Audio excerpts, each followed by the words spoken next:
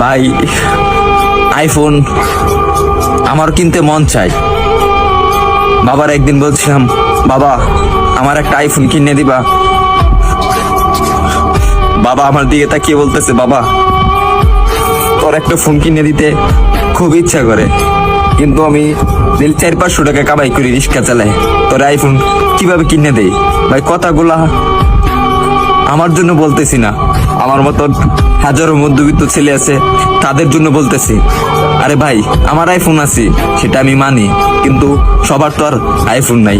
কিছু পোলাপান আছে নতুন নতুন শার্ট পরে, নতুন নতুন প্যান্ট পরে, নতুন নতুন সানগ্লাস পরে, 2 দিন পরে পরে আইফোন পাল্টায়।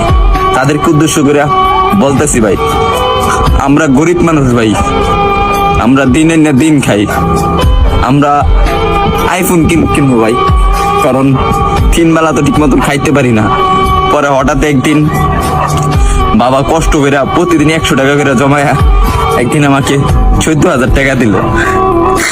14,000 টাকা দেওয়ার পরে একটা আমি 6S কিনলাম। 6S কেনার পরে আমি ভিডিও শুরু করলাম।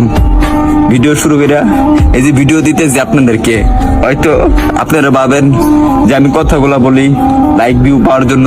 না রে ভাই, সবার জীবনে একটা কষ্টের একটা গল্প থাকে, কাহিনী দেখে, আর আমি যেগুলা বলি রে ভাই এগুলা বাস্তবই বলি।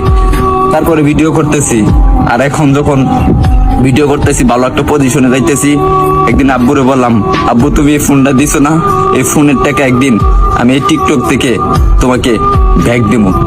ভাই আপনারা যদি ভালো না বাসেন, সাপোর্ট না করেন ভাই, তাহলে সামনে আগে যেতে পারবো না রে ভাই কখনো। আপনারা একটু ভালোবাসা দেন, তাহলে আমি একদিন অনেক বড় হবো ভাই।